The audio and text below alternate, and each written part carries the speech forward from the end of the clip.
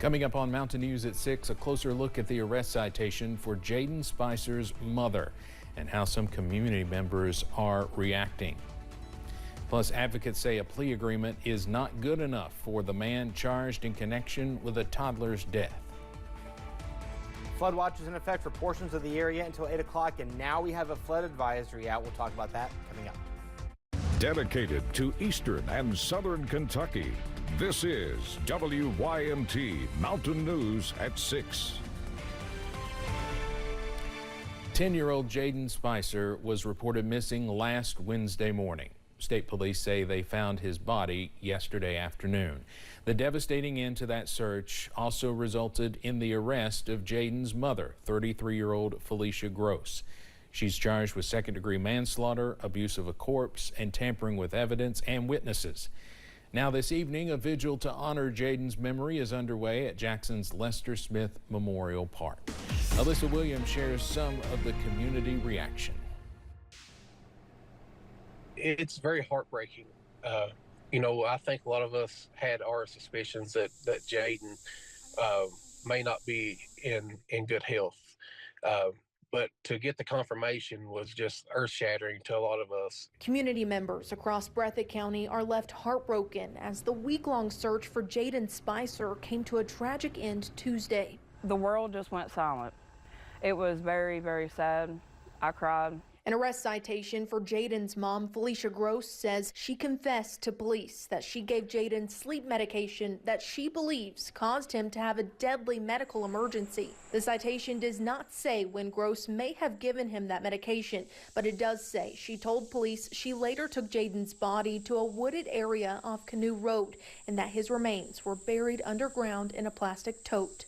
I don't see how a parent could react in that manner or fail to react and not get their child help. In addition to the charges related to Jaden's death, Gross was also charged with witness tampering for admitting to coaching Jaden's siblings on what to say to officers when they were interviewed. You just don't think something could happen here in your hometown, but when it did, I was like, oh wow, that's, mind-blowing to me. Community members like Casey Burton say in the days ahead, it's important to keep the memory of Jaden alive. Justice is being served, and I just want to honor him. He was a baby, but I'm just happy that he was found, and now he can be put to rest the proper way. In Breathitt County, Alyssa Williams, WKYT. We will, of course, continue following the latest from the investigation into Jaden's death and how the community is honoring his life. We'll have a report from the vigil taking place tonight at 11. Funeral arrangements for Jaden have not been announced yet. Now to a developing story out of Harlan. 2 people are dead after a crash this morning. State police say it happened just before 11:30 at the intersection of US 119 and US 421. We are told 2 vehicles were involved. The road was closed and a detour route was set up for a while as detectives investigated. The names of the 2 people who died have not been released yet. We saw more scattered showers and storms today, and it sounds like we'll be cranking up the heat even more into the weekend. First Alert meteorologist Eric Dean has our first look at the forecast. Eric. Steve, short answer is yes, we will, but we've got to get past the next couple of days first. Right now we have a flood watch in effect for the counties shaded in green. So from Pike County down to McCreary County, flood watch is in effect until 8 o'clock this evening. Here's a look at live pinpoint Doppler radar, and we'll go ahead and focus over towards portions of Laurel County.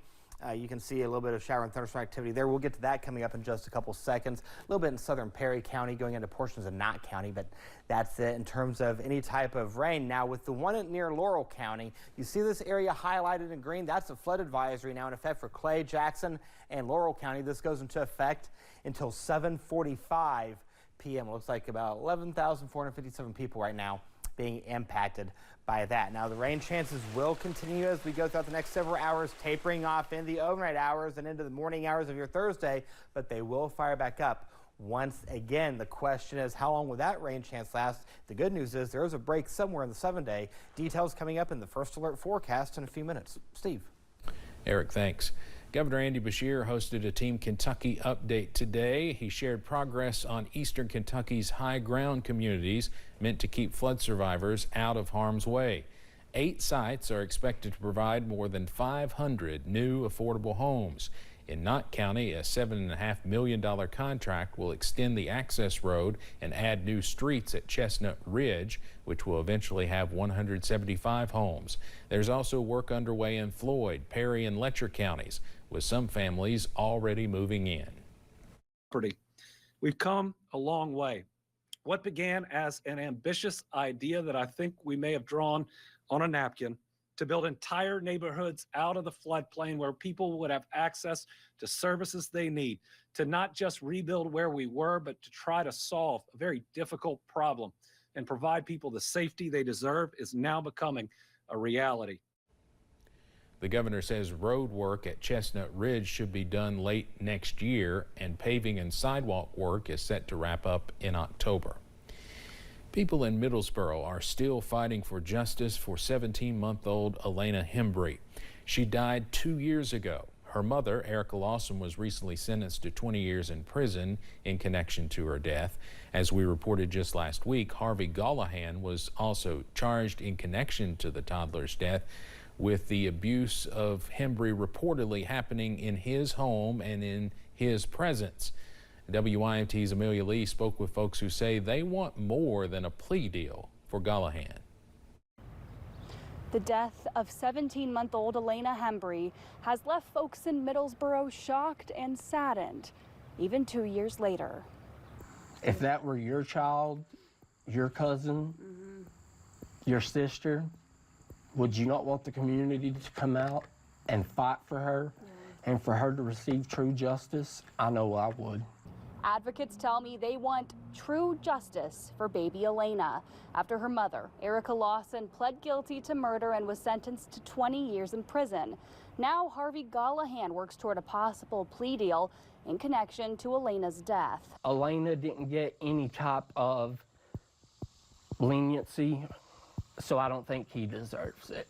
After Gallahan's pretrial conference last week, WYMT spoke with Commonwealth's attorney Mike Taylor, who says Gallahan's testimony played a key role in the conviction of Lawson. Had it not been for that, we wouldn't have been able to get the conviction that we got.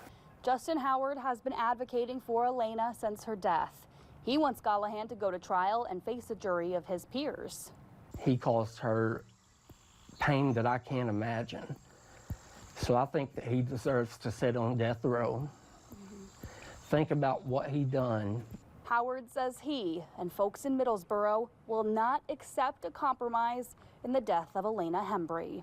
I'm afraid that if Mr. Gallahan gets this plea agreement, he'll be back out on the streets of Middlesboro, and we may have another Elena. A candlelight vigil is being hosted for Hembry Friday night at 6:30 at the Middlesboro City parking lot. Howard says anyone is welcome to join. In Bell County, Amelia Lee, WYMT, Mountain News. Howard says he wants people to remember Elena and fight for justice. We have more about the case on our website, WYMT.com, and the WYMT News app.